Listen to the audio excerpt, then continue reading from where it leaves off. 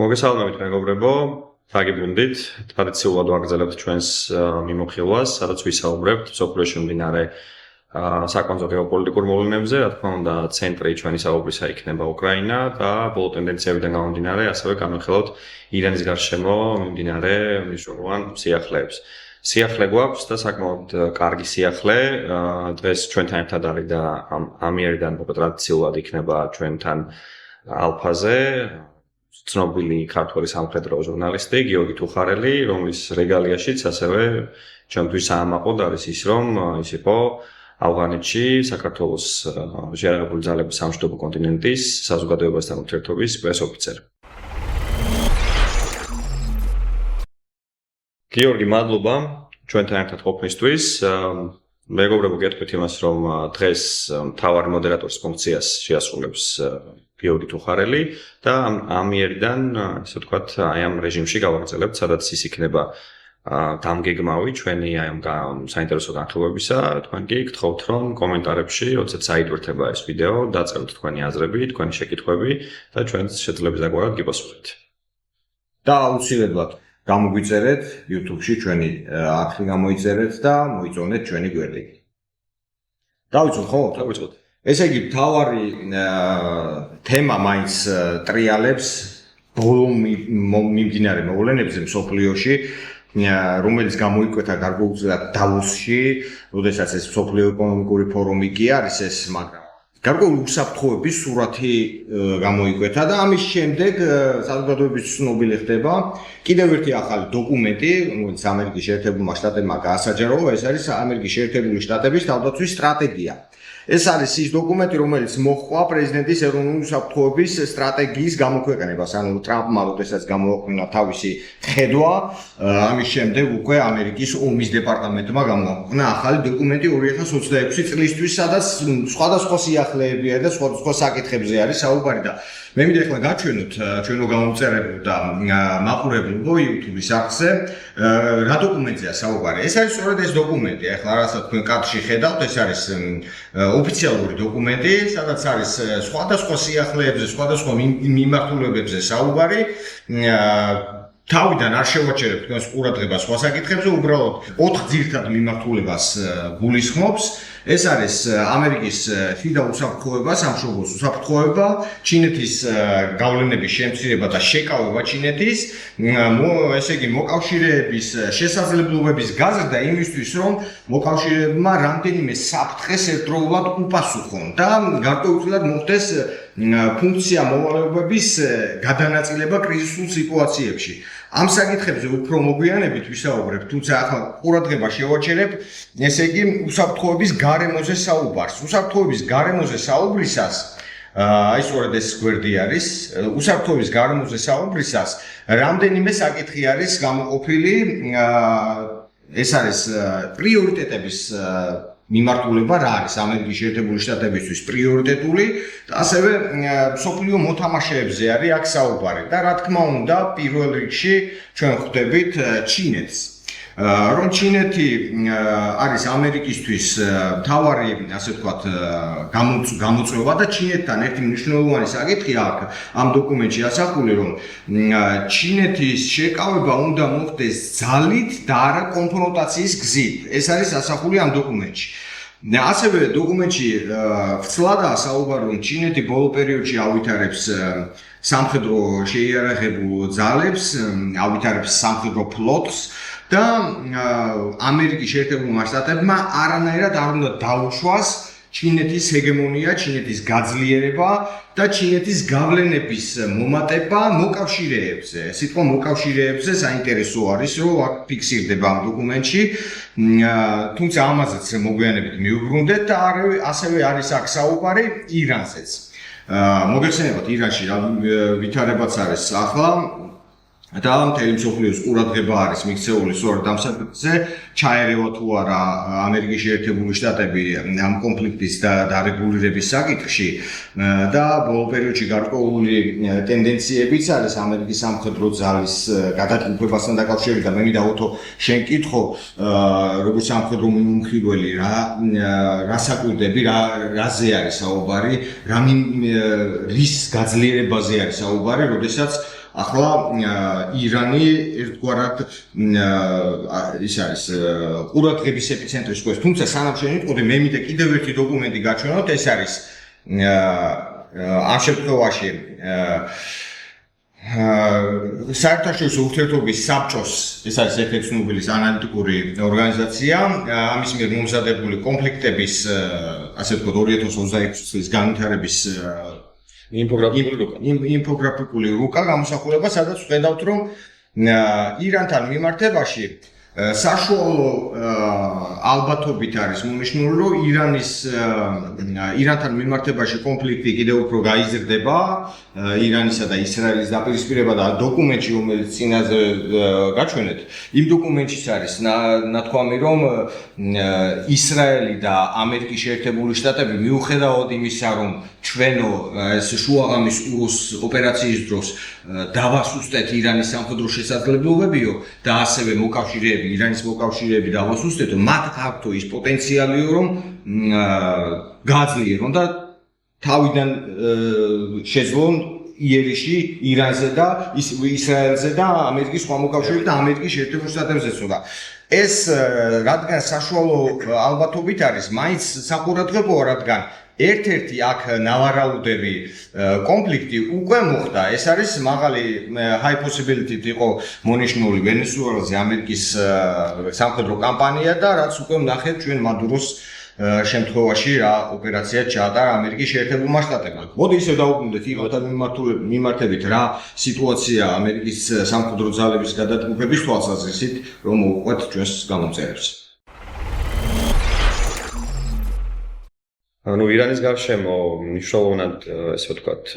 ძლიერდება ამერიკის შეერთებული ძალების წარმომადგენლობა რეგიონში, რაც მკაფიო, ჩემთვის მკაფიო ინდიკაცია იმისა, რომ უახლოეს დღეებში თუ არა, კვირებში მოსალოდნელია, რომ დაიწყოს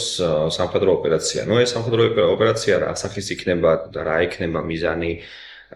რა მასშტაბის იქნება, ამას ვნახავთ უახლოეს მომავალში. თუმცა აღსანიშნავია, რომ ის ძალები ახლა რა კონცენტრაციაც ფიქსირდება და რასაც ელოდებიან ამერიკელები რეგიონში იმ ბაზებზე, რომელიც მდებარეობს აღმოსავლეთის ქვეყნებში, იქნება საუდის არაბეთი, იორდანია,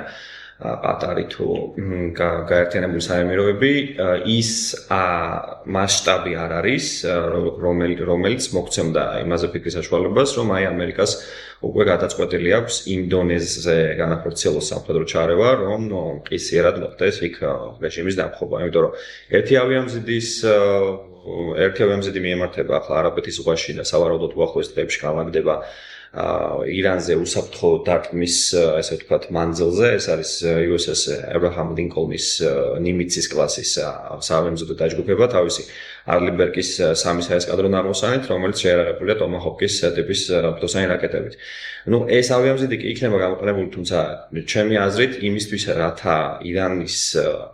აი ამ აიათულას რეჟიმის დამხობაზე ქონდეს რაღაცა მკაფიო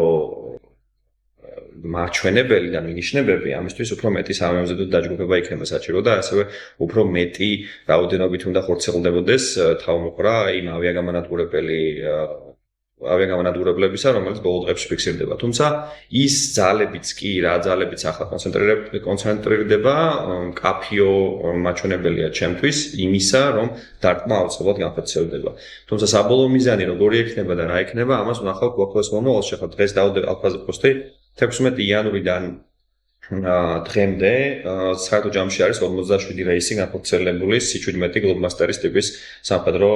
სატრანსპორტო თვითმფრინავის მიერ ამერიკის მატერიკული ნაწილიდან და ასევე ევროპიდან ახლო აღმოსავლეთის რეგიონში არსებულ ამერიკულ ავიაბაზებზე. დიდი ალბათობით ჩამოაქვთ ჰაერსაწინააღმდეგო თავდაცვის კომპონენტები, ეს სავარაუდოდ Mi-104 Patriot-ის კომპონენტები, იქნება ეს სამეთაურო პუნქტი, რადიოლოკაციური სადგურები, გამშვებიდან ადგილები და ასევე ალბათ რაკეტები. ძირითადად ალბათ MAX-3 ანტირაკეტებზე იქნება საუბარი, რომელიც არის უშუალოდ გათვლილი იმისათვის, რათა ირანის ბალისტიკური რაკეტები გადაიჭიროს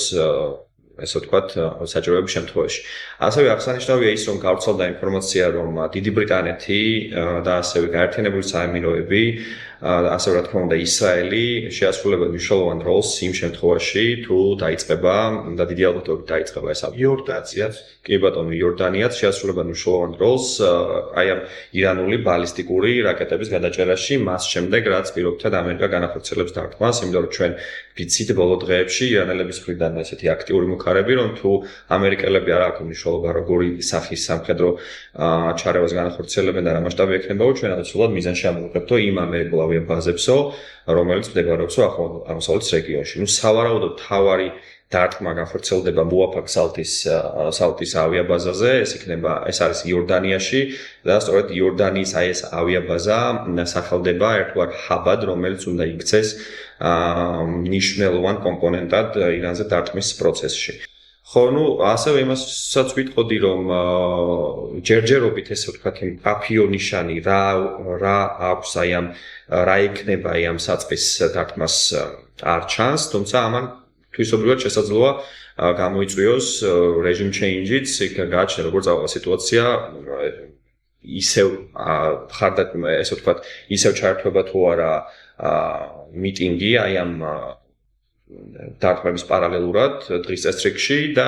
რა დონეზე იქნება მოსახლეობას გამოსვლები და პროტესტი და აგრესია რეჟიმის მიმართ. ასევე ცნობილი გახდა გუშინ ინფორმაცია მასთან დაკავშირებით, რომ ისრაელის დაზვერვა მიაწოდა ამერიკას ცნობები იმასთან დაკავშირებით, რომ ფარულად ირანელები ახორციელებენ დაკავებული, დაპატიმრებული ადამიანების ჩამოხრჩობა იქნება თუ სიკვდილი დასჯას, ესე ვთქვათ. ხო, ანუ მე ვფიქრობ, რომ ეს დარტყმა, როდესაც დაიწყება, მნიშვნელოვან კომპონენტს ასევე რა თქმა უნდა შეითავსებს ისრაელის ავიაცია, მნიშვნელოვანი იქნება მათი როლი და ასევე უშინი თქვა ისრაელურ წყაროებზე დაყრდნობით, რომ როდესაც ამერიკა დაიწყებს სამხედრო ოპერაციას, მთავარი აქცენტი უნდა გაკეთდესო პირველი ეს უნდა იყოსო ბალისტიკური რაკეტების გამშვები დანადგარებისა და მათი შემნახველი საწყობების განადგურება თავის საბრძოლო მასალით, ანუ რაკეტებით და ასევე უნდა განხორციელდეს მთავარი დარტყმაო ირანის რეჟიმის აი ამ ინსტიტუციებზე. ნუ სავარაუდოდ მიზანში ამოიღებენ ასევე აიათოლა ალი ხამენეის განთავსების ადგილს, ნუ რამდენად შეძლებენ მის განადგურებას ეს უკვე მეორე საკითხია, თუმცა თუ დაზვერვა მიმუშავა და შეძლეს იმ მიწისქვეშა ობიექტებზე შეღწევა, ნუ ნახოთ, ამას ალბათ დიდი ალბათობით ისევ GBU-47 მოკის ტიპის ბუნკერგამტანი ბომბები დასჭირდება და რა თქმა უნდა ბიორების ჩართულობაც. ახლა ირანზე ესეთი რაღაც საინტერესო საკითხი არის. ირანის გარშემო, როდესაც ვხედავთ ჩვენ ეს სამხედრო ძალის გარკვეულწილად კონცენტრირებას, ერთგვარად მე ასოციაცია მიჩნდება იმ მოვლენების, რაც ვითარდებოდა ვენესუელის გარშემო. მაშინაც იყო თქვათ ესეთ სკეპტიკოსები, რომ ამერიკის შეერთებული შტატები ასე პირდაპირ შეიძლება ისეთი დიდი ძალეს იყო რაღაც ისეთ მაგალითი მოყავდათ, რომ ბუზის ნეიტრალიზაციისთვის არსებობა გამოიყენო ბალისტიკური რაკეტა. ანუ ისეთი სამხედრო რესურსი მიიყვანა ამერიკის შეერთებულმა შტატებმა, იქ ავიამზიდები, იქ იყო თქვათ ამფიბიური საშუალებები ვენესუელის გარშემო, რომ ეს უფრო ძალის დემონსტრირებაა. მაგრამ რეალურად ნახეთ, რომ არა ძალის დემონსტრირება, არამედ საკმაოდ მნიშვნელოვან ოპერაციას გეგმავდა თუნდაც ამერიკის შეერთებული შტატები. ახლა ირანთან გარშემო ასევე ხდება ძალის კონცენტრაცია და უახლოეს მომავალში ნახავთ როგორ განვითარდება იქ მოვლენები. მე მინდა ახლა კიდევ ერთი ყურადღება გავამახვილო ისევ ამერიკის იმ დოკუმენტზე, რომელზედაც დავიწყეთ საუბარი, აქ ერთ-ერთი პრიორიტეტი არის სწორედ ეს სამშობლოს და დასავლეთ ნახევარსფეროს გამოყოფა როგორც პრიორიტეტად. ამ ნაწილში საუბარი არის, რომ ამერიკის შეერთებულმა შტატებმა შეერთებული შტატებისთვის ისევე როგორც ეს უკვე მონროს დოქტრინაშიც იყო, რომ ამერიკის კონტინენტები, სამხრეთ და ჩრდილოეთ ამერიკის კონტინენტები არის ამერიკის შეერთებული შტატებისთვის უსაფრთხოების, ასე ვთქვათ, მთავარი ხერხემაა. აქცენტი უნდა გააკეთოს წყნარი ოკეანის იმ ნაწილზე, რომელიც დასავლეთ ნახევარსფეროს განეკუთვნება და ასევე ამ კონტინენტზე, რომ ეს არის ამერიკის ინტერესები. თუმცა ჩვენ ვხედავთ, რომ აგერ ირანთან არის გარკვეული გადაფრთობები და არა მარტო ირანთან. ჩვენ ვხედავთ ამერიკის ინტერესების გაძლიერებას ამიერკავკასიაშიც. ეხლა მაგალითად სულ მალე ამერიკის ოფიციალური დელეგაცია ჩავა სომხეთში, ცნობილია რომ აზერბაიჯანში ცნობილია რომ სომხეთთან გარკვეულ შეთანხმებებზე არის საუბარი მშვიდობიანი ბირთვული პროგრამის თაობაზე და მოკლედ ეს ჩვენი საქართველოს ორი მეზობელი რეგიონი საკმაოდ აძლიერებს უცხოურ კავშირებს. არა მარტო უცხოურ კავშირებს ახაძლიერებს, ახლა მე მინდა კიდევ ერთი გრაფიკული გამოსახულება გაჩვენოთ, ეს არის მსოფლიო ბანკის ჯგუფის მიერ მომზადებული გრაფიკა, სადაც ნაჩვენებია 94 წლიდან 2024 წლამდე მთლიანი ბიუჯეტის პროცენტული მაჩვენებელი, რომელიც გამოყოფილია თავდაცვაზე და აქ საქართველოს მნიშვნელოვნად ჩამორჩება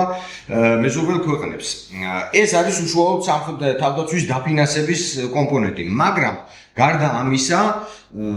საქართველოს ერთგვარად ისეთი შთაბეჭდილება მრჩება, რომ არის სტრატეგიულ მარტოობაში, იმიტომ ქვეყანის დასავლელი პარტნიორებიდან აღარავინ არ დარჩა. ქვეყანას აღარ ეძახიან ახლა უახლოეს დაოსში რომ იყო შეხვედრა საქართველოს არ იყო მიწვეული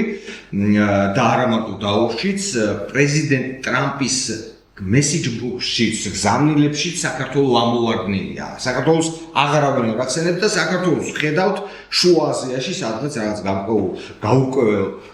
კონფერენციებში მონაწილეობის პროცესში, რადგანაც ისტორიული მტერი მოწინააღმდეგე რუსეთთან ერთად პოზიციონირებს საქართველოს ქართული ოცნების ხელისუფლების წარმომადგენლები. მოკლედ ირაკლი მე მინდა შენთან გადმოვიდე კითხვით, აი საქართველოს არის თუ არა სტრატეგიულ მარტოობაში და რა გამოწვევების წინაშე დგას ჩვენი შეიარაღებული ძალები იმ დროს, როდესაც კიდევ ერთ დოკუმენტს ვაჩვენებ მაყურებელს. ეს არის საქართველოს პარლამენტის დადგენილება 2026 წლის დადგენილება, სადაც წერია, რომ 2026 წელს არ უმეტეს 37000 სამხედრო მოსამსახურით უნდა დამტკიცდეს შეიარაღებული ძალების რაოდენობა. ეს არის იგივე ციფრი, რაც წინა წლებში იყო, არ არის არაფერი სხვაობა. ბიუჯეტის შესახებაც არის დოკუმენტი, ეს ვრცელი დოკუმენტია, თავდაცვის ბიუჯეტი, საქართველოს თავდაცვის ბიუჯეტი იზრდება, მილიარდ ლარს ხდება, მაგრამ თუ გავითვალისწინებთ ინფლაციას და ლარის დოლართან მიმართებით კურსს, აღმოაჩენთ, რომ რეგიონში მაგალითად, როდესაც აზერბაიჯანს 3 მილიარდ დოლარზე მეტი დაფინანსება აქვს თავდაცვის შეიარაღების, სომხეთსაც მილიარდზე მეტი აქვს და კლიანში და პროდუქტზე გათვლით, სომხეთი და აზერბაიჯანი საქართველოს მნიშვნელოვნად აღემატება თავდაცვის კუთხით და უსაფრთხოების კუთხით, რასაც დებს დახას, რა გამოწვევების წინაშე არიან ქართველი სამხედროების საქართველოს თავდაცვის სისტემა იმ დროს, როდესაც გავიმეორებ სიტყვას და ერთგვარად სტრატეგიულ მარტოობაში. თავდაცვის ბიუჯეტი საქართველოსი არის პალიატიური, ანუ ინახავენ, რომ ბოლომდე არ მოხდეს რა. რეალურად საბრძოლო შესაძლებლობების და კაიხანი არ ხდება, პირიქით დეგრადირებს, ანუ შეიარაღების ასე ვთქვათ, მეინტენენსი, ანუ მომსახურების ხარჯები და ასე შემდეგ აღემატება კიდევაც იმ რეალურ საჭიროებას, ანუ ისეთი უпростоთ რეალური საჭიროება აღემატება იმას, რაც იხარჯება, ანუ რეალურად დეგრადირება მიდის და დასუსტება. ანუ ჩვენ ახლა იცით როგორ მდგომარეობაში ვართ, ესეთ მდგომარეობაში ვიყავით, სადღაც 2000-იანი წლების დასაწყისი, 90-იანების ბოლოს 2000-იანების დასაწყისში, როცა აი მინიმალური 80 მილიონი ლარი იყო მაშინ თავდაცვის ბიუჯეტი, იქიდანაც ნახევარი ასე ვთქვათ სეკვესტრში ყვებოდა, თვეობით უგვიანებდნენ და არ აძლევდნენ, იყო ის რო არ მახსოვს თევზაზეც შეიჭრა მაგალითად ფინანსთა სამინისტროში და ძალით ამოიღოს ხელფასებზე გასაცემი ფული სამხედრო ნაწილს მეთაურებს მით აძლევდნენ ასე ვთქვათ უფლებას რომ გაეყიდათ იქ რაღაცა დაეშალათ მე პირადად მაშინ ჯარში მსახურობდი და ვიცი უბრალოდ შლიდით იმას რა ქვია შენობებს და მათ ყიდით ცალკე საშენ მასალებს, ცალკე ან რაღაც ხის და რაღაც ისინი გადახურვა რო იყო. რეალურად დაამატება რაღაცას უარებონოს, რომ შენ შლიდი და მთელი სისტემა რო იყოს ესო. ხო, იცი როგორ ერთგვარი რაღაცა თვითგადარჩენი. ხო, არა. ნუ ეხა ეს დავალება იყო, ჩვენ ვასრულებდით იმ დავალებას, რასაც ბრძანებას, რასაც გვაძლევდნენ და ეხა ეს კეთდებოდა, იმიტომ რომ რეალურად ეხლა სხვა შემთხვევაში მაშინ ის ხალხი უნდა გაის კადრის მოსამსახურეები, ვინც იყვნენ ოფიცრები და ზემდეგები და ისინი უნდა სახლში გაეშვათ, ამ ჟიერი მოეკლათ და უთხრეს როგორც გინდათ თავი გაიტანეთ და გაქონდათ თავი, ანუ ეს დაშვებული იყო რა, ერთგვარი რაღაცა კანონში არ იყო ეს გაწერილი, მაგრამ ესე იყო რა. ღებულ და გაიტანა ახლა იცლები ფაქტი არის რომ ჯარი არ დაშილა და იყვნენ იმის მოლოდინში რომ აი იქნება სიტუაცია გამოსწორდეს და ნუ მე ვარდების რევოლუციის მერე თუ გახსოვთ რაღაც ესეთი იყო რომ მკვეთრად ზემოთ წავიდა დაფინანსება ჩვენი იმის გათვალისწინებით, მიშიყოს გათვალისწინებით რაღაცა პიქს მიაღწია 2007-2008 წლებში. ნუ ეგ იყო და მე ისე ქვემოთ გამოვიდა და ეხა ისე პალია რეალურად ეხა შეიძლება თქვას რომ თითქოს რაღაცა აბსოლუტურ ციფრებში იმას ვერ შეედრება რაც იყო, მაგრამ რეალურად ჩვენი მოთხოვნებიდან, ჩვენი საჭიროებიდან გამომდინარე, აი მიახლოებით იგივე დონეზე ვართ ეხლაც რა, ანუ აი სულ ღაფავთ არა, მაგრამ იმისთვის რომ ეს შევინარჩუნოთ. ამას პრელუს ის ემატება, რომ მაშინ ხა 2000-იანების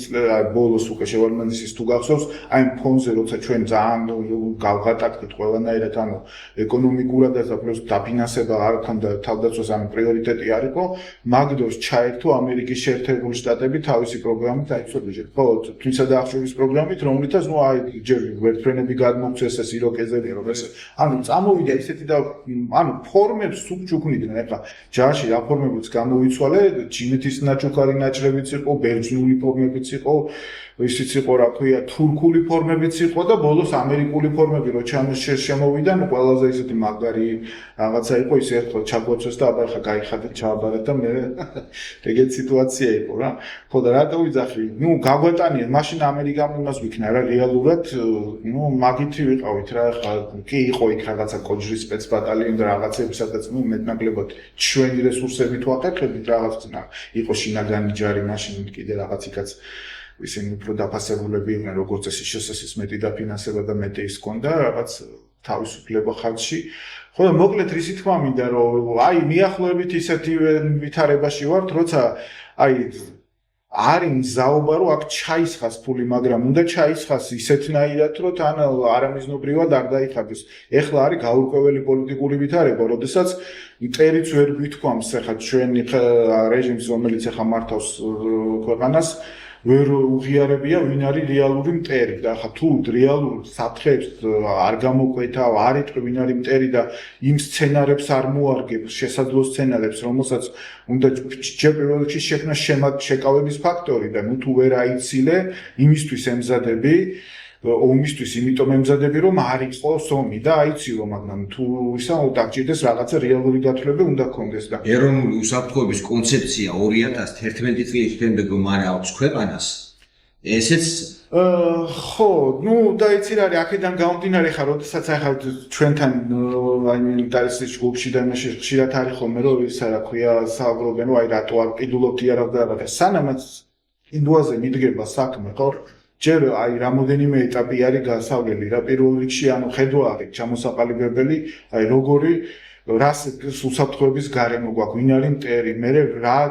სტრატეგიით და ტაქტიკით შეიძლება დაუპირისპირდე ამისთვის რა ძალთა სტრუქტურა ჭირდება მე ამ ძალთა სტრუქტურას რამდენი პირადი შემადგენლობა რამდენი და რა ტიპის შეიარაღება ჭირდება და მე არჩევ აი რა შესაძლებლობის ტექნიკა გინდა და ამ ტექნიკას სად და როგორ და რა ფასად იყიდი და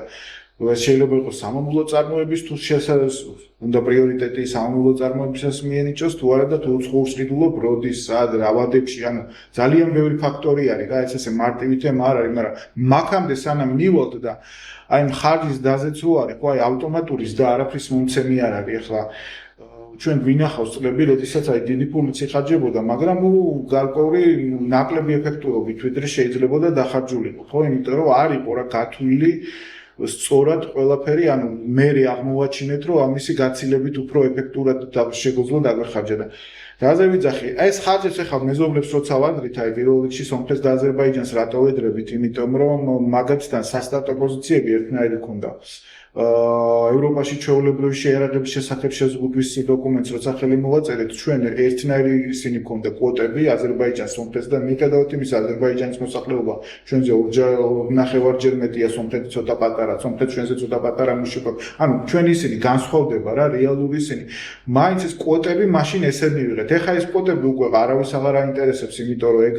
შეთანხმება პრაქტიკულად თავარი აქტორების მიერ დარღვეული არის და გამოსულები არიან და ამიტომ ჩვენთვისაც აზრი არ აქვს. არც აზერბაიჯანი იცავს მაგას და არც სომხეთი. მაგრამ ვითარება არის ესეთი, რომ აზერბაიჯანმა 2000-იან წლების დასაწყისში, როცა ნავთობმა ფასის ზრდა დაიწყო ისეთ ეს განსაკუთრებით შვილიალიები, როდესაც ჩაუდგა ქვეყანას სათავეში, ფაქტია, რომ მეთოდურად და ესე ძალიან თანმიმდევრულად ბევრს ხარჯავს შეერაღებაზე, ჯარზე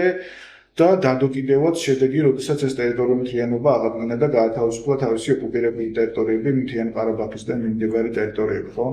სომხეთს რაც შეეხება, სომხეთმა იმხელა მარცხი განიცადა და იმდენი ტექნიკა დაკარგა და ისეთ შეერაღება დაკარგა, რომ იმის აღდგენისათვის ახლა გინდა არ გინდა უწევს ინდოეთიდან შესყიდვა. ხო, ძირითადად ინდოეთიდან, იმიტომ რომ რუსეთს აღარენდობა იმდენად. და ვეღარც აწვის ახლა რუსეთს მაგისთვის არცალია. თუმცა ის ავიაციო და ბავშვად ის 30-ები რო იყიდა რუსეთიც განიყიდა, მაგრამ მე ომის დროს შეერაღება არმიის ჰაერის მიწა და ჰაერი შეერაღება არ მიაწოდეს და მოკლედ უმთხოვნეს რა რუსებმა მოკავშირეებმა და ნაკლებად ენდობიან ძირითადად ახლა ყიდულობენ ფრანგულივე გრანტებით და ინდოურს. ეს საქართველოზე გადავუდგეთ. ხო, აი საქართველოში როგორი ვითარება გვაქვს ახლა რაღაც პერიოდი ანდარებიდან ვართ გამქრალი. მოდით ხო, აი GDP ქონდა, მერე ქონდა ეს ანუ ჯერ აი ეს მისიებისთვის მისიებისთვის მზადება გვაძლევდა გარკვეულ მართალია არა იმ სპეციფიკის, რაც ჩვენი თავდაცვისთვის ჭირდებოდა, მაგრამ მაინც ძალიან სასარგებლო გამოცდილებას, ანუ მისიებში მონაწილეობაც მერე იყო, აი სწორედ საბრძოლო მზადყოფნის ამაღლების პროგრამა ხო, GDRP ქონდა, კი ბატონო, რომელიც გავიდა პირველ პროგრამას, ოღონდ უფრო აქცენტი იყო ის სწორედ თავდაცვით, ასე ვთქვათ, ტერიტორიული კონფლიქტებზე, თავდაცვით ოპერაციებზე. ამის შემდგომ, ეხლა პარალელურად ჩვენ გვახსოვს, რომ ეს ფრანგული შეერაღება საჰაერო თავდაცვაში ვიყიდეთ, ოღონდ ძალიან მცირე რაც იგეგმებოდა იმის ძალიან მცირე პროცენტი და ამერიკული ეს ჯაველინები და რაღაც ეს ყველაფერი, ვიყიდეთ ბომბარდპოსტები, რაღაც ისეთი რაღაცეები, რომელიც აი როგორ გითხრა რა, აუცილებელია, მაგრამ ეს არ იძლევა რაღაცა თვისობრივად შეერაღებული ძალების, ასე ვთქვათ, ძოლისუნარიანობის დის საშუალებას და ამ ხრივ აი თვისობრივად რო გაზრდილიყო, პრაქტიკულად ამ წლების განმავლობაში არაფერი აღარ გაკეთდა. ის რაც დაუშვათ ვარდების რევოლუციის მერე აი 2006-7 წლებში ვიყიდეთ, ხო? ვეხა ძალიან ნაწილი ხო 2008 წლის ომშიც დაუკარგეთ, მაგრამ ნაწილი პირდაპირ თქვათ უარგის მდგომარეობაში მოვიდა და მე მორალურად და ფიზიკურადაც მოძველდა ეხლა. ეხლა უყურებთ უკრაინაში როგორი ბრძოლა მიდის, აბსოლუტურად ბევრი რაღაცის გადასმოხდა თვითონ აი მეთოდების ბრძოლის ეხლა მაშინ რაც რაღაც დაუშვათ ჩანდა რომ მაგარი შეიარაღება იყო და რაღაც ეფექტის დადება დღევანდელ დღეს აღარაფერი აღარ არის რა დრონებია ასე შემდეგ ანცელაც ახალი საინტერესო რომ დაკარგა ნიშა მან ტანკსაწინააღმდეგო მართლობა კომპლექსებმა რა იცი არის ჯაველინებს მაინც არ დაუკარგავთ და არც თუნდაც ფაგოტებს ოღონდ ის ფაგოტები პირადად შემსწრევა ფაგოტის გასვლის დროს ფაგოტი უბრალოდ სანგარზე სადაც უნდა მოტარებოს სანგარს გაცდა სადაც 10 მეტრში ჩამოვარდა იმიტომ რომ თავისი რეაქციული ძრავა არ ჩაერთო ხო იმიტომ რომ ეგენი იყო როგორ გითხარი მარაგები და ნაყიდი ბევრჯერ ვადა გასული და მე რომ აი სამს გაისვენ ერთი გავარდა ესე იგი ვადას უგძელებენ იმით რომ მაინც თვლება რომ რაღაცას იზამს რა ბრძოლის დროს გამოდგება მაინც მაგრამ მაგის იმედად ყოფნა მოდი ისე თემას რომ დაუბრუნდეთ მაგრამ დღევანდელ ვითარებაში ისი თქმა მინდა რომ ჩვენ აი როგორ გითხარ რა ძალიან აი საცოდნო მდგომარეობაში ვართ ნაკუთხით მაგრამ ჩვენ ჯერ პრობლემა მარტო შეიარაღებაც არ არის რა ეხლა სამხედრო განათლების კუთხითაც მეორე ურთიერთობა სულისკვეთები და ბოლოს ახლა შენ თავიდან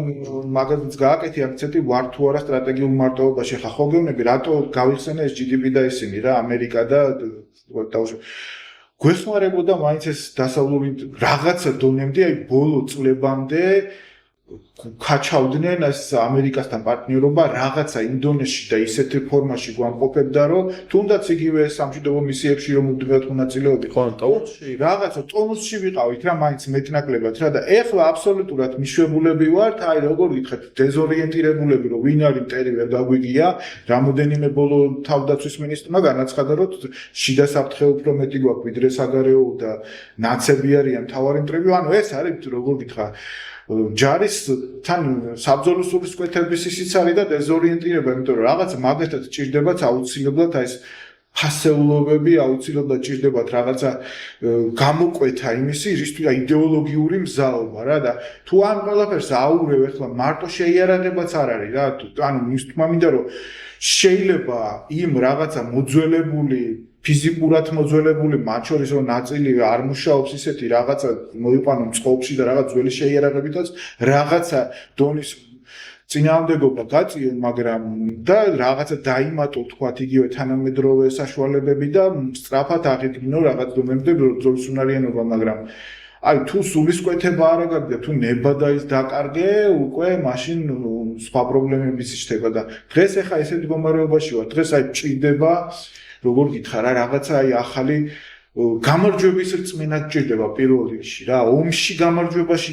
კი არ არის აი იმის რომ აი წარმატებულები ვიქნებთ რომ ჩვენ შეგვიძლია რა ეხა ისი როგორ აქვს გვაქვს ხელი ჩამოშვებული რომ აზრიც არ აქვს რა აზრი აქვს ჯარს კი უნდა ყავდეს ეხა რომ აკუმზე გამოიყვანო ბავშვები წაიყვანო რაღაცა ლამაზია ხო ნუ რაღაცა გამოფენაზე რომელიც გაერსა მაგრამ ნუ აი ეგ ხო არ არის ანუ ეს ხო არ არის დროშა და ჰიმნივით ატრიბუტი ეს არის კონკრეტული რაღაცისთვის საჭირო ინსტრუმენტი რა ჯარი არის პოლიტიკის გაგრძელება ხო თუ რაღაცას პოლიტიკურად ვერ აგვარებს შეიძლება დაგჭირდეს და ეს ინსტრუმენტი სულ უნდა კონდეს და ძალით მე იმაში დიპლომატიაშიც უფრო ძლიერი ხარ იმიტომ რომ ყველაფერს ვერ მოგახოვე თავს რაც უფრო სუსტი ხარ რაც მარტივად იზიდავ აგრესიას შენ მიმართ ეგ არის სოფლიო პრაქტიკა. ეხა ვართ უსუსტეთ მდგომარეობაში. მოკავშირეებზე ყველაზე უარი ვთქვით ერთი იმედით, რომ აი რუსეთი უბრალოდ არ ჩაკლაპავს და რუსეთი კიდე ეხლა ამ წუთას ჩემი ღმერთმენი და ჩემი ეს ხედვა მაქვს ჩამოყალიბებული, მხოლოდ იმიტომ არ კლაპავს, რომ უბრალოდ არც არია ფიზიკურად მთელი, ესე იგი, რაც კი რამე ყავს ავიაციის და თქვათ აი ესეთი შეერაღების გარდა, რომელიც დაუშვათ ხმელეთზე boots on the ground რასაც ხმელეთზე შემოსასვლელად აქ მას არ ყავს საკმარის რეზერვები თავისუფალი ან ყველაფერი ყავს უკრაინაში ან ვისაც ეხა ამზადებს აი ცხინვალშიც კი მოდი არგუმენტ შემოგვიდება კადრები აი თუ ჩვენი ბიჭები იღებენ ხოლმე ხანდახან დრონები და დებენ თუ ისა და იქ არის პლაცზე რაღაცა მოძრაობა პირადად მემა იქ პირად შემადგენლობა ხო იქ პირად შემადგენლობა რომ ემზადება მე უკრაინაში გზავნიან და მე ბევრი არგუმენტ შემოგაშველება ხო შენ თქვი რომ არ ყავსო ძალიან და ხიამო მოდი რუსეთი აი ამას ერთ ვიტყვი და უცებ ჩვენთან გადმოდივარ რუსეთზე ზუსტად დღეს დაიდო სხვა შორის ინფორმაცია რომ ძალიან აქტიურად და უკვე არაერთი შემთხვევა დაფიქსირდა რომ ახალ წვეულებს ძალით აწევრინებენ ხალხს კონტრაქტზე და საწერინებენ კი და ზოგს არც აწევრინებენ და პირდაპირ მოტყუებით უშვებენ სწორედ აი ამ დოკუმენტში რასაც დავიწყეთ საუბარი რუსეთზეც არის საუბარი ამერიკის ამ უსაფრთხოების დოკუმენტზე რომელიც თავდაცვის უკვე ეს თავდაცვის აღარ იცი რა სანამ ამ თემაზე გადავალთ აი მიკას აზრი საინტერესო იქნებოდა აი მოკლედ ოღონდ აი თორეში შეზღუდულები ვართ ირანზე საბოლოო მიზანი შენი აზრით როგორ გამოიყურება აი თუ სამხედრო ოპერაცია დაიწყება ქრონოლოგიურად რო შევხედოთ ხო აი თუ და მარალოგოში იყო ახალ წლებზე იყო ეს ჩასული ნეტანიაჰუ ერთი კვირა დაყო იმასთან ტრამპთან ერთად და მე გამოვიდა ინფორმაცია რომ ამერიკა მწვანე შუქია უნდო ლიბანში ჰეზბოლაზე განახორციელოს ასე ვთქვათ მასირებული უკვე ფართომასშტაბიანი ის იმიტომ რომ ვერ ახერხებს იქ ლიბანური მთავრობა მისგან იარაღებას და ბირთვული ის რო დარჩათ იქ რაღაცა მასალები მაგის აღიარება არც ეთქვარეს არ უნდა იმიტომ რომ მაშინ გამოდის რომ ყველა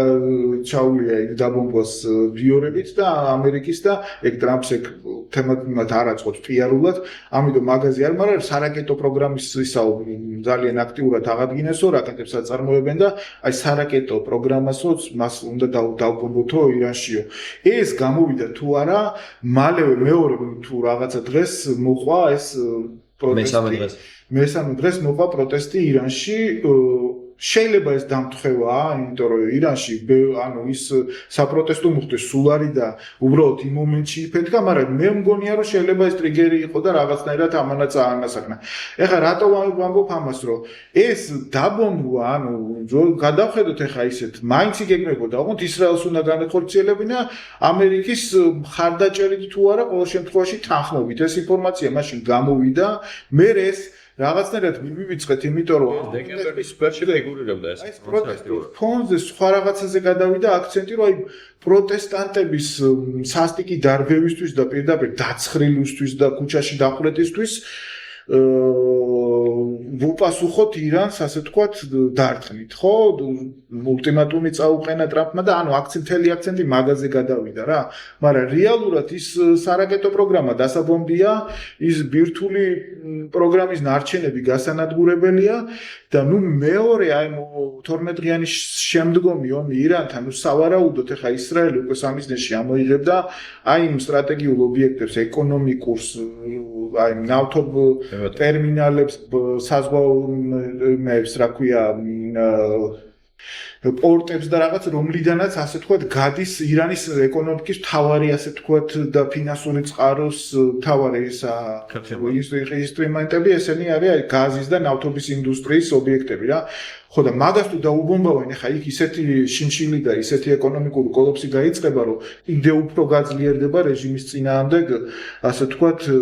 გამოსვლები ხო და აი ოღონდ ეს რაღაცნაირად ისე დაემთხვა რომ ეხლა მთელი აქცენტი იმაზე არის რომ ტრამპი დაეხმაროს იქ იმათი დახმარების და გადარჩენის ისა ჰაერიდან დაბომბვით ეხლა რამდენად შესაძლებელი არის იმართლა გითხრა ძალიან სკეპტიკურად უყურებ ჰაერიდან შეიძლება აი დაუბომბო ინფრასტრუქტურული შეიძლება ბასიჯის და აი რა ქვია გუშაქთა იმის ბაზე გადამზადებდო ქურთების რაღაც ნაწილს ჩაუყარო იარა თუ შიგნით მოხდა უკვე ფორმირება რაღაცა დაპირისპირებული შეერაგებული ძალების და წავიდა აი ომი რაღაც სამოქალაქო იქ ავიაციით შეიძლება დაეხმარო ასე ვთქვათ იმ ძალებს შენ პროქსი ძალებს მაგრამ თუ ეგ არ მოხდა ეხლა ქუჩაში ახლა ვიღაცას ესურის იქ გამორჩევა და ავიაციო ბომბი თუ ეგ და რაკეტით მასეთი ზუსტად არ არსებობს რომ ახლა ამას ძალის კონცენტრაციაზე ძალისთან გლობალური ძალის კონცენტრაციაზე მინდოდა მეთქვა რა იცი როგორ რაღაც არის მაშინ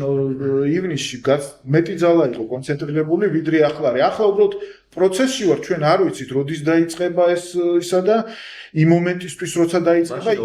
თუ არა იმდენიან მეტი ძალა მარტო ავიამზიდებზე ხო არ არის სხვა აქტივები მაშინ ყველაფერი მეტი იყო რა ტანკერებიც მეტი იყო ეხლა რა არის აი ხაზი მინდა გაუსვა Facebook-ზე ბევრი წერს ეხლა უპრეცედენტოდ რაოდენობის ძალა მოიყანეს არანაირი უპრეცედენტო არ არის უფრო გაცილებით მეტი იყოს საშანს იმისში თუმცა პროცესი გრძელდება თუმცა პროცესი გრძელდება კიდევ უფრო მეტი იყო მაგალითად ერაყის წინ კიდევ უფრო მეტი 2003 წელს ვიძახი და 2003 წელზე გაცილებით მეტი იყო 1091 წელს ანუ ეხლა მაშინ უპრეცედენტო არანაირად არ არის პირიქით ეხლა იმასთან შედარებით მიზერული რაოდენობა არის მაგრამ საინტერესო რა არის იმ მაშინ რეჟიმ ჩეინჯი არ მოხდა რა 91-ში მიუხედავად ძალის კონცენტრაციის მე მაგაზეც მინდოდა კომენტირების გაკეთებაში ვენესუელა როცა ახსენდა იქ კონცენტრირებული ძალები ზედმეტი ხო არ არისო იქაც როგორ არის ძალებს მოუყარეს ოპერაციაში მცირე ნაწილი მონაწილეობდა რა ძალიან მცირე ნაწილი რამოდენიმე ასეული კაცი ხო იქ ჩართული იყო ძირითადად ავიაცია და ნუ სპეცრაზმები იქ რაღაცა მოიერეშე ჯგუფი რაღაცა 20-40 კაცი რაღაც იმის იზოლირებისთვის იმ ოპერაციის იმისა რენჯერები და ისინი საზღვაო ქვეითების ისინი ნუ რაღაც 200-300 კაცი მეტი არ ხო ვისი თქვა მინდა ნუ შეუმფრენები ეს ნაისტალკერები და რაღაცები რა ზოგადად მაგრამ იქ არის რამოდენიმე 1000 ადამიანი სამხედრო მოსამსახურე ეს ამდენი ავიამზიდი და ამდენი თვითმფრინავები და ისინი ეგენი ხო ყველა არ მონაწილეობდა მაგრამ ეს რისთვის არის რომ საპასუხო თუ გართულდებოდა ვითარება ანუ ყოველთვის არ ნიშნავს კონცენტრაციას რო ახდენ რომ რაღაცის ყველა უნდა ჩაერთოს იქ გააშენეს სხვა ანუ შენ უნდა გქონდეს ბილდაპს რისთვის აკეთებ იცი რომ კონდეს რესურსები იმისთვის რომ უპასუხო ინსტრუმენტები კონდეს და მე იმას გამოიყენებ თუ არ გამოიყენებ ეგ მეორე საკითხია თუმცა ვენესუელის განსხვავებით ირანს ბევრად უფრო მეტი შესაძლებლობა ვენესუელა ბევრად დიდი რესურსი აქვს რა თქმა უნდა ირანს და ბევრად დიდი ასე თქვათ სამხედრო პოტენციალი თუმცა ვენესუელა სამხრეთ ამერიკაში არის სიძლიერით მეორე ქვეყანაა რა პრაქტიკულად ბრაზილიის მერე მისი შეერაღებული ძალები ხა მარტო რუსეთიდან 18 მილიარდის შეერაღება იქით ეს სოჭუდათები და ეფექტს რუსეთს ეგ ეს გასუთქვა ცესტად და თუ მან რეჟიმი შეიცვალა საბოლოოდ და ისა უკრაინისთვის დარჩება ხო ნუ უკრაინისთვის არ დარჩება მაგრამ მაგვალს არავინ რუსებს არ გაუსტუმრებს და გადააგდებენ რა რო ვთქვათ რა არა ვალზე არ ვამბობ მე ტექნიკად ხო არა ძალიან ძლიერი და თანამედროვე სხვა შორის რუსული შეიცვალა სულაზები უკრაინაში რო გაიგზავნოს რაღაც ბარტერის შენერი ამბავი ეხლა ისე რომ დაუბრუნდეთ რა დროშიც გარდაუწილად შეზღუდულები ვართ ხო და ბოლო რას ვამბობდი იცი რომ ანუ ირანის გარშემო ხან უწარმოვიდგენთ რომ რაღაცა საკმარისი ძალები გროვდება იმისთვის, რომ ყოველ შემთხვევაში წამოიწყონ რაღაცა რა. ანუ regime change ისეთი თემაა, რომ პრინციპში გარანტირებულად regime change ვერ მოახდინა სახმელეთო ძალებს თუ არ შეიყვანო. სახმელეთო ძალები საერთოდ არ განიხილება. ეს არის რაღაცა მაშინ უცხო რაღაც მასშტაბებზე და 100,000-იან კონტინგენტზე და ასე გავდივართ. ეხლა ამისთვის ტრამპი არანაირად არც პოლიტიკურად არანაირად არ არის და მათ გამორიცხულია, მაგრამ მაგალითად შეიძლება წერტილოვნად აიათოლას განადგურება მაგალითად შეიძლება მწვანე ბერეტების რაღაც გადანაყოფები სადღაც შეიყვანონ და იქ რაღაც და გადაამზადონ ხო რაღაცა იმის, მაგრამ ეხლა ხანძლივი პროცესია, ეგ ეხლა უცებ ეხლა ესე ჩვენ არ ვიცით რომ ეგ ძალები არ არის გადამზადებული ჯერ ხო არ ყოფილან მოყვანილი ყოველ შემთხვევაში მაგის შესახებ ხო რაღაცა ინდიკაცია ჯერ ცნობები არც უნდა იყოს პროცესებში ხო, ну, ყოველ შემთხვევაში იმის თქმა მინდა, რომ ჯერ ხო ეს რაც არის, ну, არის საკმარისი იმისთვის, რომ აი მაგალითად ეს ირანული ინფრასტრუქტურა დააზიანონ და მე მან ხო რა იქნება ხა მთავარი ირანის საპასუხო სარაკეტო დარტყმები მოიგერიო. მათ შორის ეხლა შენ ბაზებს აღნიშნავ და სულ ისრაელს, მაგრამ ყველაზე ისეთი რაც აქვს ირანს ქმედითი შეუძლია 40 სრუტე ანუ დანაღმოს კამიკაძე საზღვაო ეს კატერები როგორც უკრაინა ხმარობს ეხლა რუსული გემების ჩასაძირას ჩაუძღვაში მაგათაც აქვს და მაგის გარდა ფიზიკურად შეუძლიათ ისინი თვითკვლელი ისინი დასვან და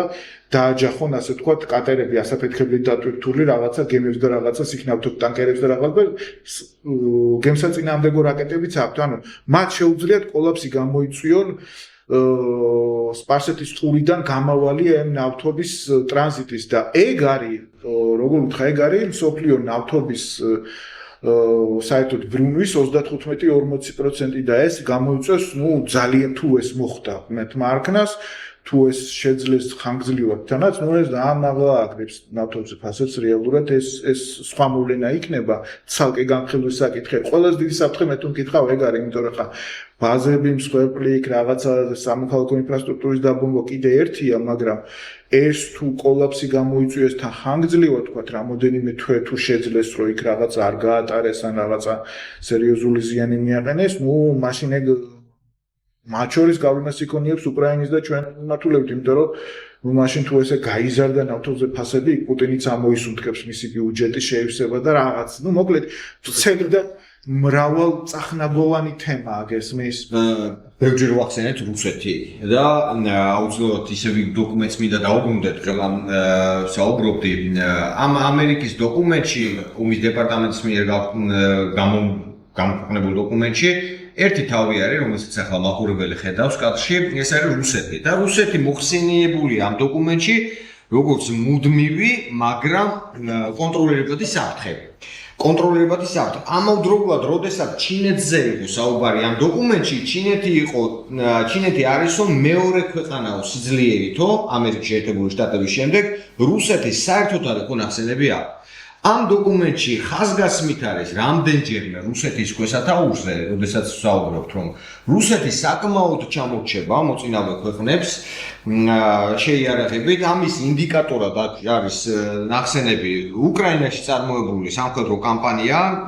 ომი სრულმასშტაბიანი რუსეთის მიერ და აქვე არის ახსენები რომ რუსეთიო ნატოს წევრ ასე ამერიკის შეერთებული შტატები რომ გამოვრიცხოთ ნატოს წევრ ქვეყნებს მნიშვნელოვნად ჩამოცილდება სამხედრო დაფინანსებითო და აგერ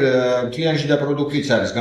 გამოყვანილი ნატოს ქვეყნები ამერიკის შეერთებული შტატების გარდა დაახლოებით 26 ტრილიონი დოლარი არის იმ დროს როდესაც რუსეთს 2 ტრილიონი დოლარი ანუ რუსეთის ჰეგემონიაზე საუბარი აღარც არის ამ დოკუმენტში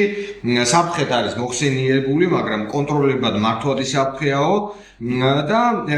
აქვე ესეთი რაღაცა ნახსენები რომ ამერიკის შეერთებული შტატები მიუხედავად სტრატეგიის კორექტირებისაო არმია გააგრძელებსო ნატოში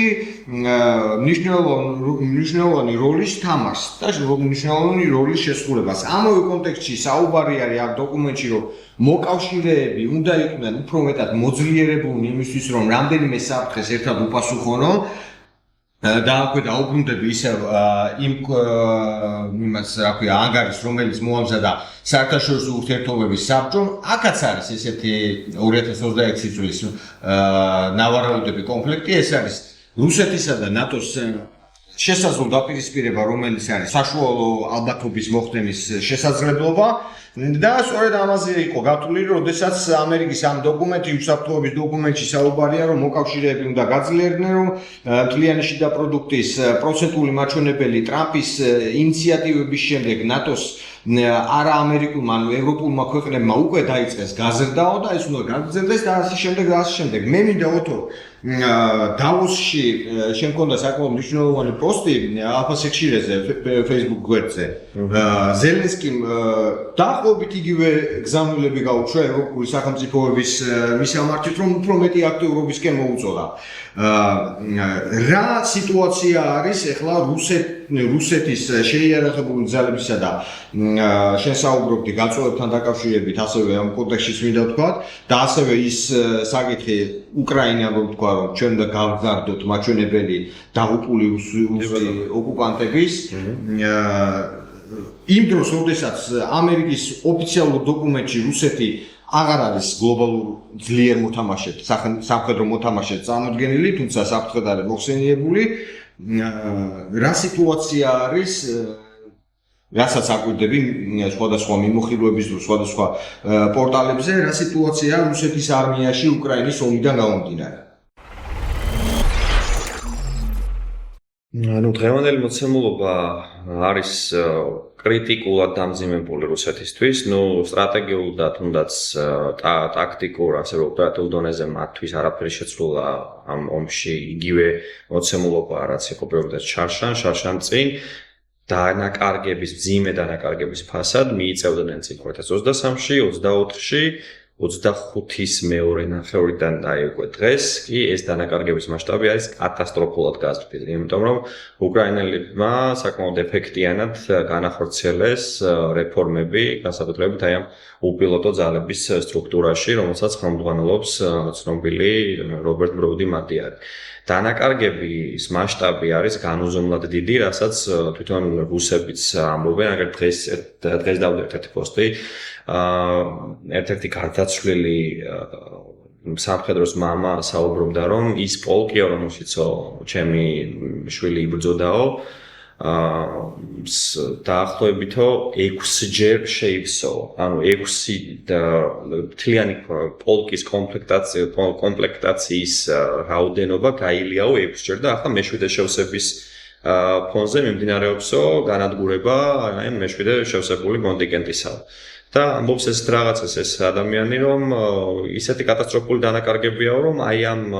მასშტაბითო თუ დავიანგარიშებთო ჩემი შვილის პოლკის დანაკარგების მაგალითს თუ შევახებთო სხვა დანაყოფებსაცო, გამოდის რომ პირობითად ნეპრამდე რომ მივიდესო რუსული არმიაო 50 მილიონი ადამიანი შეიძლება დაკარგოსო, ესეთი მასშტაბიაო დანაკარგების. ასევე ძალიან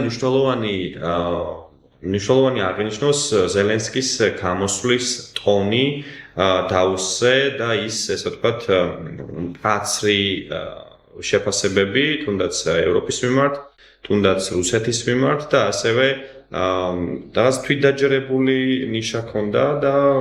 მოწადინებული იყო, მომართული იყო იმაზე, თითქოს ესეც დაუჭირებას ტოვებდა ყოველ შემთხვევაში, რომ ომი უნდა გაგრძელდეს რუსეთის დამარცხებამდე და ესეთი რაღაცა განაცხადა, რომ პირობითად შარშან ამ დროსო ჩვენო თვიურ დანაკარგებს რუსეთს ვაყენებთ და დაახლოებით 14,000 ჯარისკაცო აქ იგულისხმება მძიმე დაჭრილი და დაღუპული.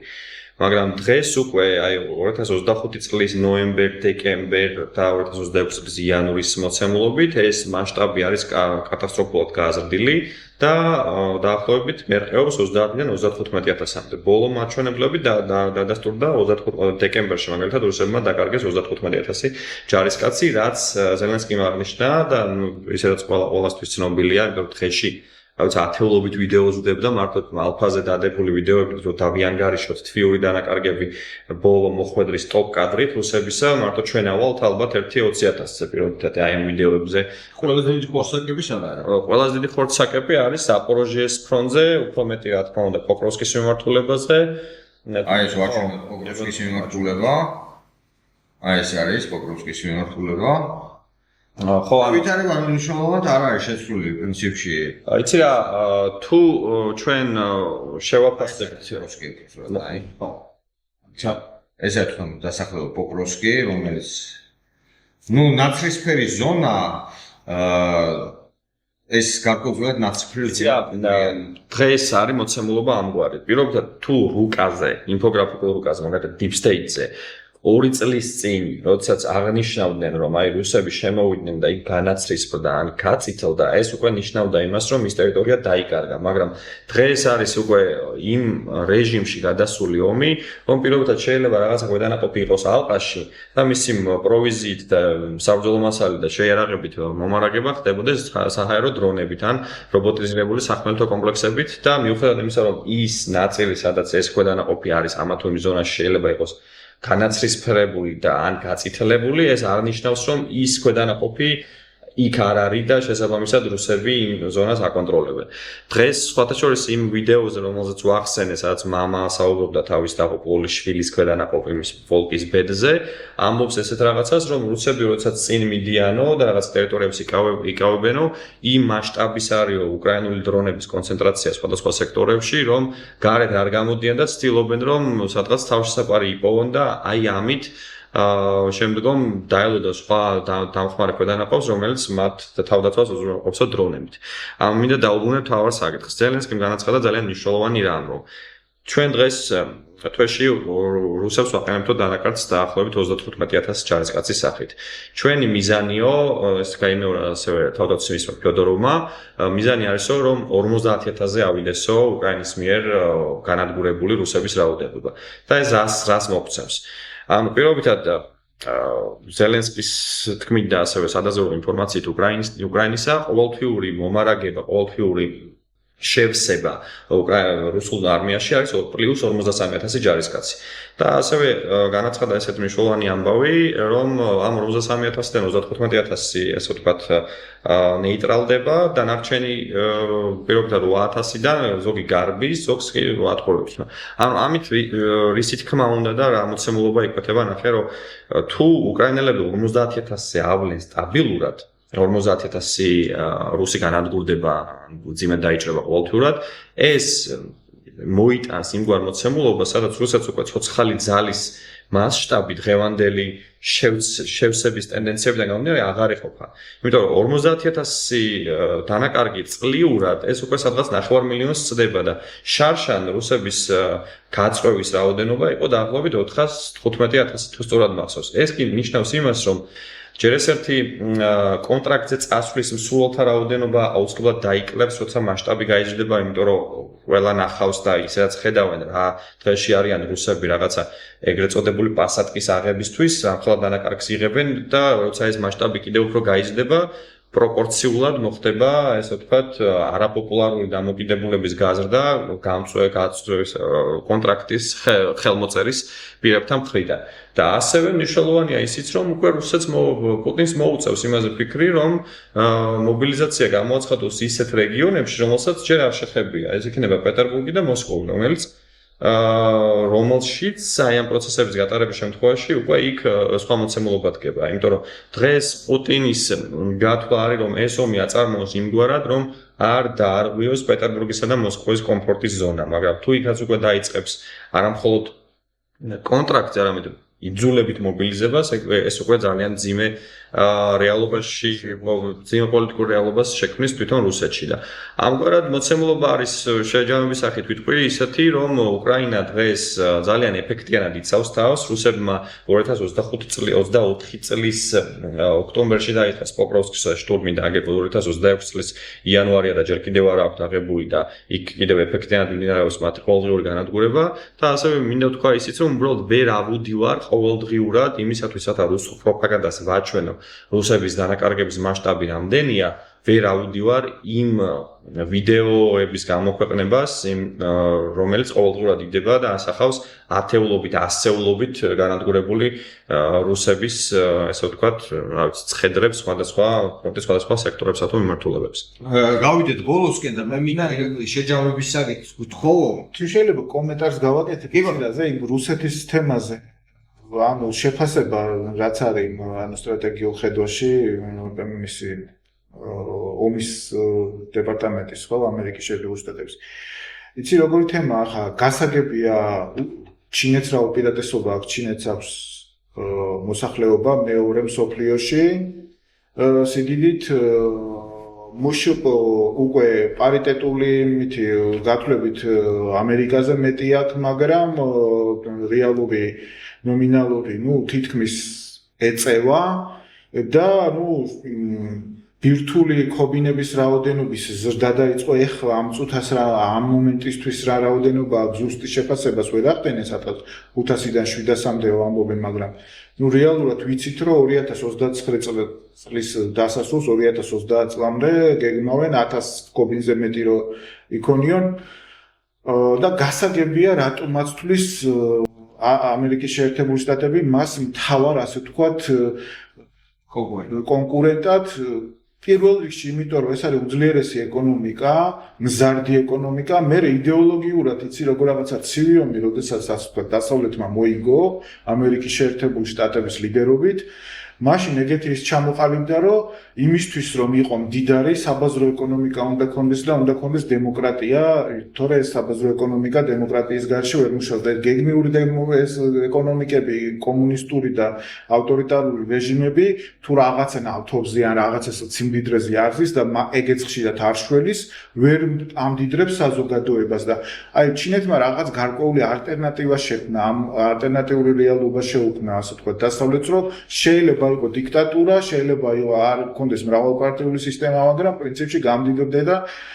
ასე ვთქვათ, მატერიალურად კარგად წარმატებული იყო რა. ხო და რატო ვიძახი ახლა ამას? მაგრამ არ უნდა დაგვაუწყდეს და რუსეთი ამხრივ ხარ, რა თქმა უნდა, ყველანაირად ჩამორჩება ჩვეულებრივი შეიარაღების პარამეტრებით, უკვე მნიშვნელოვნად ჩამორჩება, ჯერ ამდენი დაკარგა, მაგალითად ჯავშან ტექნიკა და ეს მასში უკრაინასთან ომში მისი ასე ვთქვათ, ტექნოლოგიების დონე ბევრად ჩამორჩება ევროპულს და ჩინურს უკვე არათუ ასე ვთქვათ, ამერიკულს და შემდეგ, მაგრამ ერთი რამე არის, რაც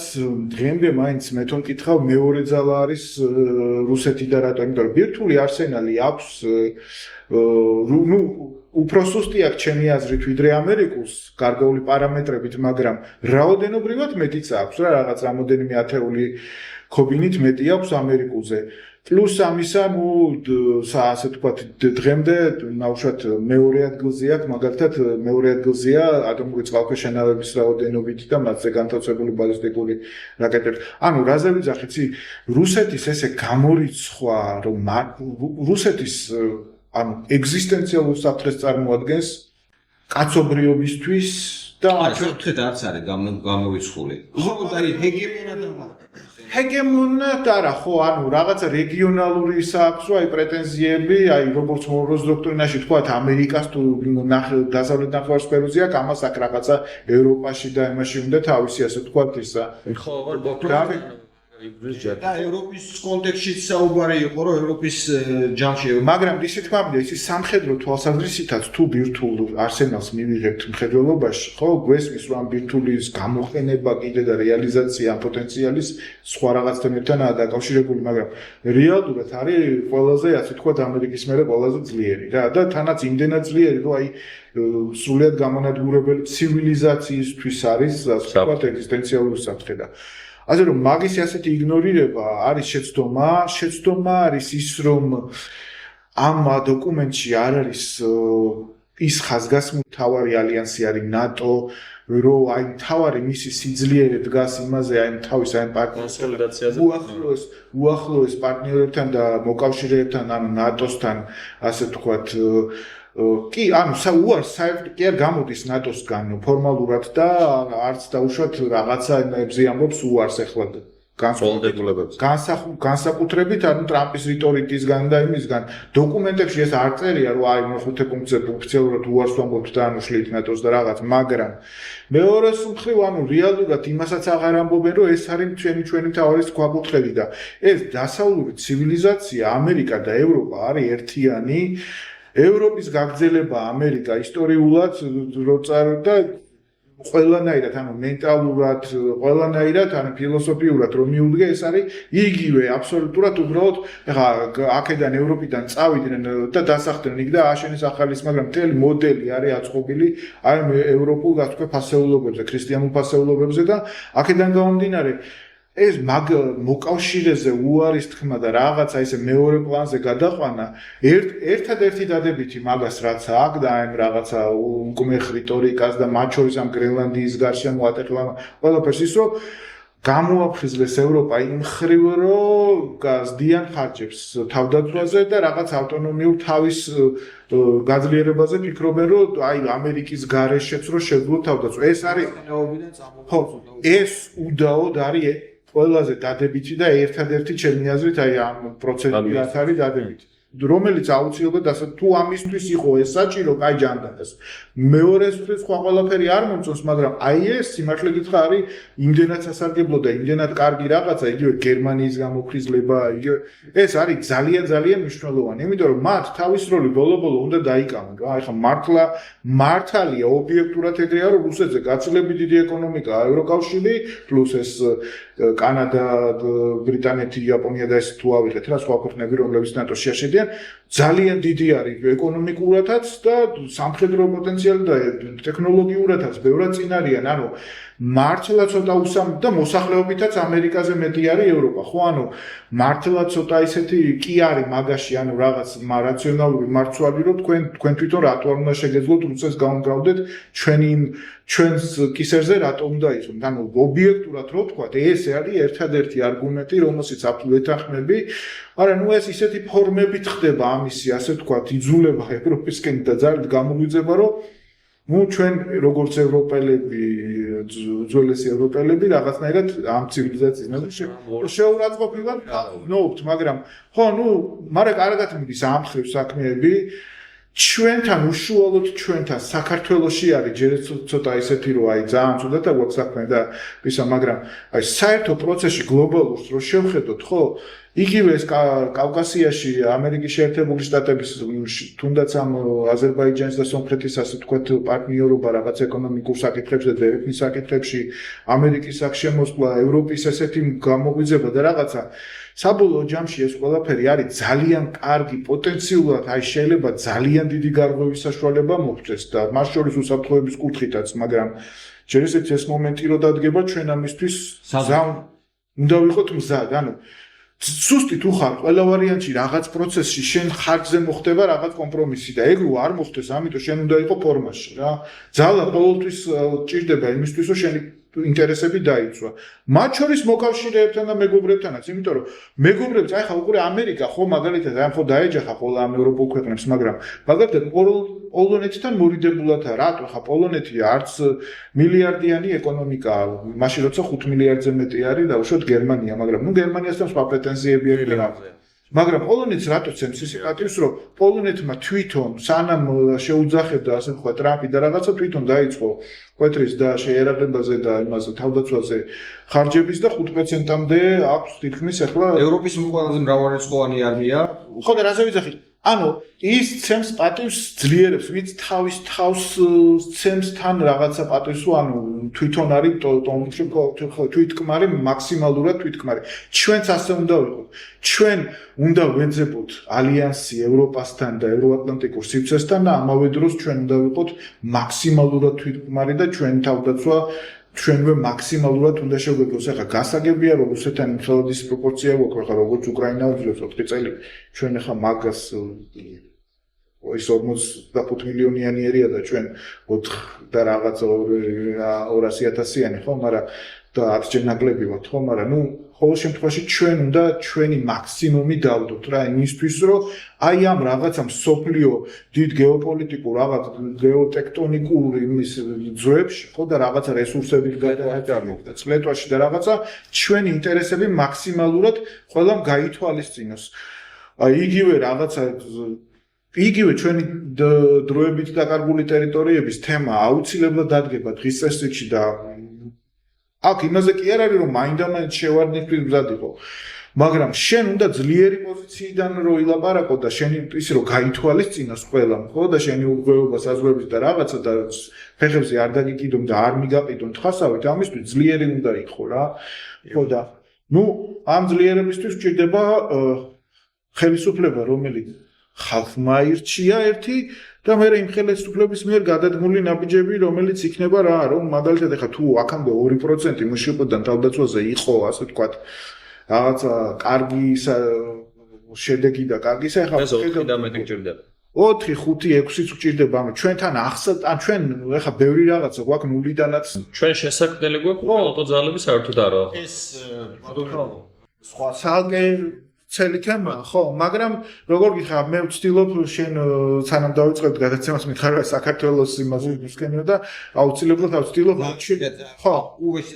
როგორი ჯარი გჭირდება, ამაზე მოდი დავპირდეთ ჩვენს როგორი ჯარი გჭირდება, ამაზე აუცილებლად გჭირდება. პირობა დავდოთ რომ ეხლა მართლაც პერიოდში ნახავენ ამას, ძალიან საინტერესო ნოტაზე დაასრულე, ძალიან კარგად დაასრულე, რომ აი ამ და ბოდიში გაგაწყვეტინე კითხვას მისვამდი, რავი, თუ ისა და იგივე, ანუ შეჯამება მინდოდა ისედაც გააკეთე ირაკლი და ძალიან საინტერესო იყო. კაცებო, მე მგონი კარგი გადაცემა გამოგივიდა. აი არა დაგვემატა ესეთი ძლიერი ბერკეტი, რომელიც თავისი პროფესიონალიზმით ამას თავარი ხაზი იყო ამერიკის შეერთებული შტატების ეროვნული თავდაცვის სტრატეგია, რომელიც სხვადასხვა მიმართულებას შლის. ვეცადეთ, რომ იმ გამოწვევებზე გვესაუბრა ვრცლად, რაც ასახულია ამ დოკუმენტში, იგივე საქართველოს კომპონენტი იქნება ეს ირანთან მიმართებაში თუ ასე ვთქვათ ამერიკის ინტერესების გამო, რუსეთთან დამოკიდებულება და ასე შემდეგ. აუცილებლად არ გამოგჭეთ, გამოიწეროთ YouTube-ის არხი,